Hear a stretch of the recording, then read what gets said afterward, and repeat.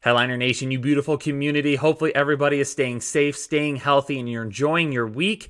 I've got another fire episode of the Fantasy Headliners for you because in this breakout or bust episode, talking about one of the most polarizing tight ends this offseason, no, not Jake's, we're talking about Hayden Hurst.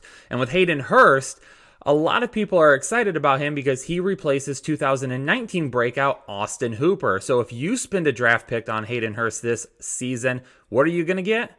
Let's talk about it a little bit more in depth. But first, speaking of drafts, we got to get you prepared for your draft, so why don't we give away a couple of draft guides in this episode?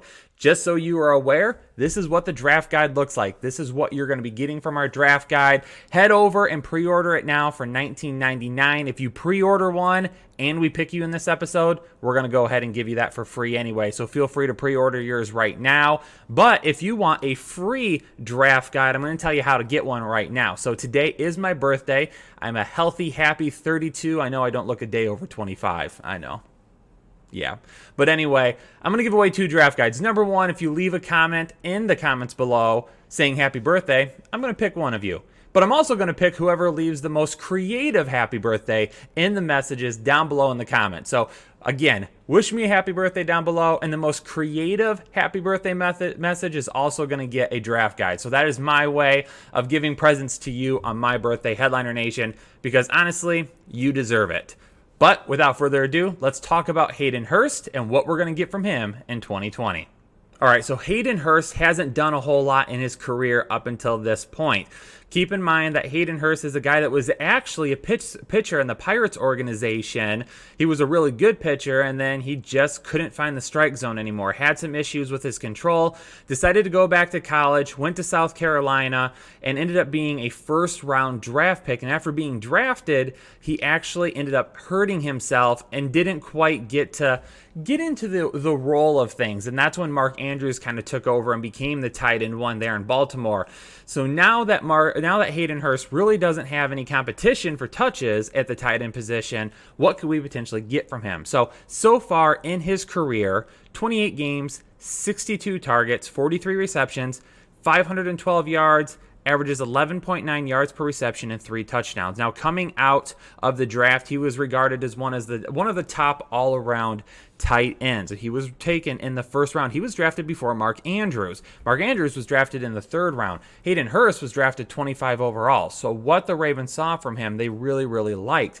And for his college stats as well, in 31 games, he had 100 receptions, 1,281 yards, 3 touchdowns. Not a ton jumps off the page to you there, but keep in mind, again, he was an older college player. He's an older rookie. He was drafted by the Pittsburgh Pirates and went and played in their organization as a pitcher out of high school. So he didn't really have that time to kind of to go straight from high school into college, work on that skill set, and then transition to the National Football League. So what he's done is kind of remarkable all on its own.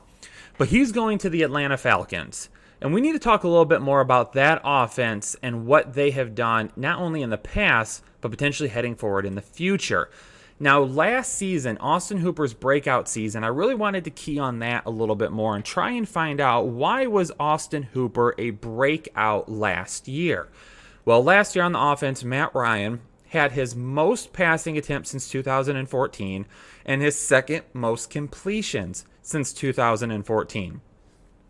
And over the past several years, it's really been 2 main targets and then a third target after that. Options after Julio Jones. Julio Jones is the number 1 target there, no matter what, correct? After that, last year through week 7, that's when Mohamed Sanu was traded. Ridley and Sanu kind of bounced back and forth, and then Austin Hooper was kind of that number 2 consistent target in the passing game. And as I was looking through it, I was wondering, why was that? Why was he always considered the second guy, the second target there after 3 years of not really being that number 3 target? I mean, in 2018, it was Julio, and then after that, then Sanu was kind of that target after Calvin Ridley. So it was kind of Julio, Ridley, Sanu, and then Hooper. In 2017, it was Julio, Sanu, and the running backs. In 2016, it was, again, Julio, Sanu, and the running backs. So that's kind of how the tier has worked so far in the Atlanta Falcons passing game. So why were things different last year? Well, this might be part of the reason why. the run game was not nearly as effective in 2019 as it had been in years past. In 2019, they had 363 attempts, which was but above what they did in 2018, but it was well below what they've done in 2017 and 2016. Not only that, the yards per attempt were way down as well. So only 3.8 yards per attempt compared to 4.5 yards per attempt in 2018. In 2017, it was 4.3. In 2016, it was 4.6. So the run game with Devonta Freeman, with Tevin Coleman in the past, with everybody that backed up Freeman last year, they did all right. They've done all right in the past. But all of a sudden last year, they could not run the football. Devonta Freeman on his own averaged under 3 yards per attempt in 5 of his first 7 games, and he was under 4.0 yards per attempt 10 of the 14 games that he played. So the run game itself was a big issue last year. And that is why Austin Hooper may have experienced the type of rise that you saw, going from kind of a tight end afterthought, maybe a streaming option, up to one of the top tight ends that you would add on your team.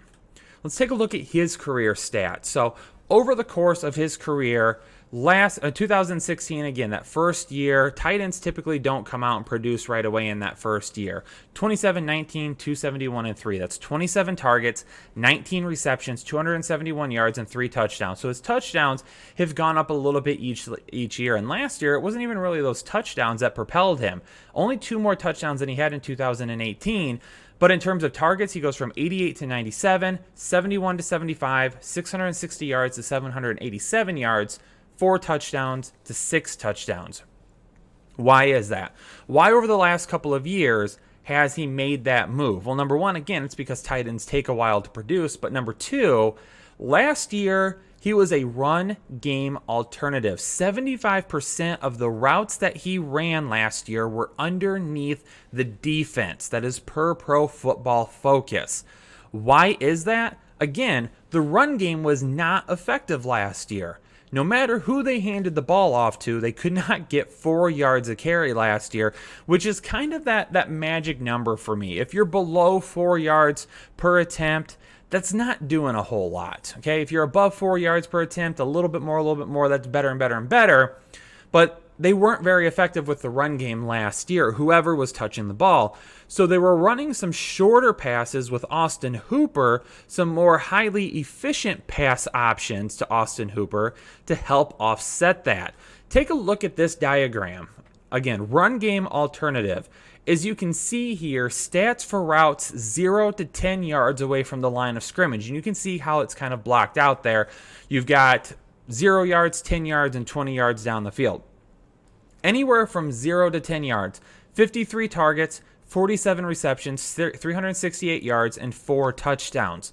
So a lot of what he did last year was in that that short range, kind of underneath those linebackers or just behind those linebackers. And the reason they could do that last year is because when you've got guys like Julio Jones and Calvin Ridley, you can stretch the field. You can pull those other defenders away and give Austin Hooper some time to run. And it also shows you their yards after the catch as well in parentheses. So on the left-hand side of the field, 95 receiving yards, but 45 of those were after the catch. Between the numbers, 184 yards, 83 were after the catch. 89 yards on the right-hand side there, 40 yards after the catch.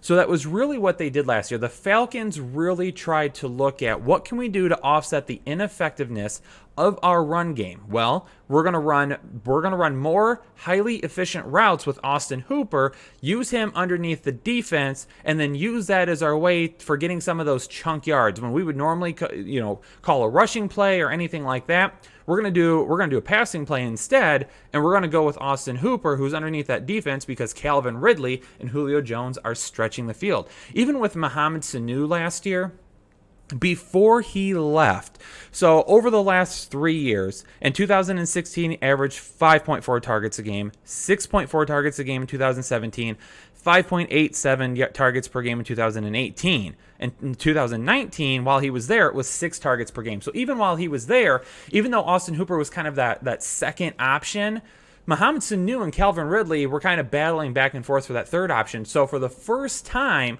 in several years, you had 3 guys up to 4 guys in the passing game that were getting a bunch of targets at one time, where in the past, Matt Ryan has kind of his 1A, 1B, and then a third person inserted there.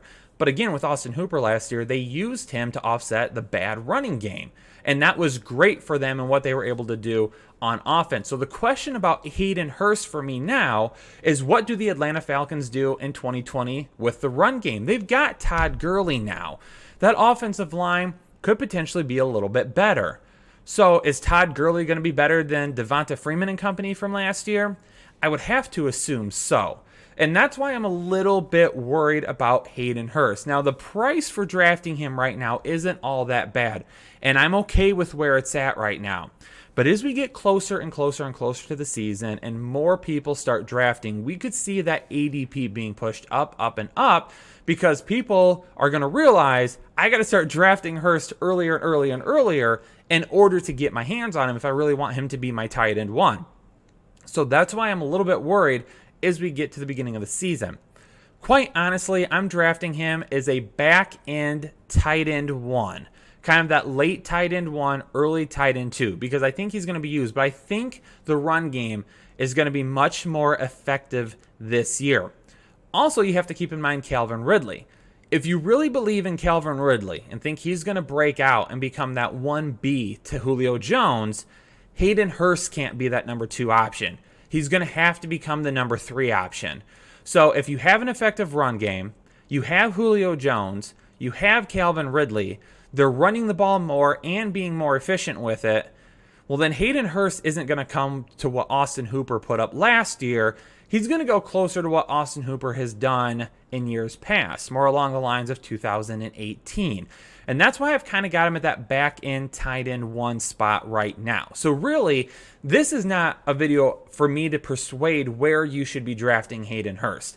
I want to be informative with this video. I know in some of our videos we're like, hey, we feel really strongly about this guy, or we don't really feel this guy. I'm lukewarm on Hayden Hurst right now. If you want to draft him, go for it. The upside's there.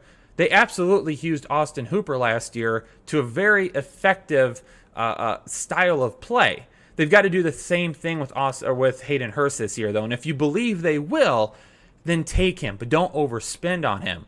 If you like Todd Gurley and you think Todd Gurley in Atlanta is going to be good for that offense, and he's going to run well, and you think Calvin Ridley is going to end up taking another step forward this year, then you kind of have to fade Hayden Hurst a little bit, because he's not going to get the type of volume that we would come to expect. And not only that, if the run game is better, then the defense is going to have to keep some linebackers a little bit closer to the field. So if they use Hurst in some of those underneath routes, he might not put up the yards after catch that Austin Hooper did.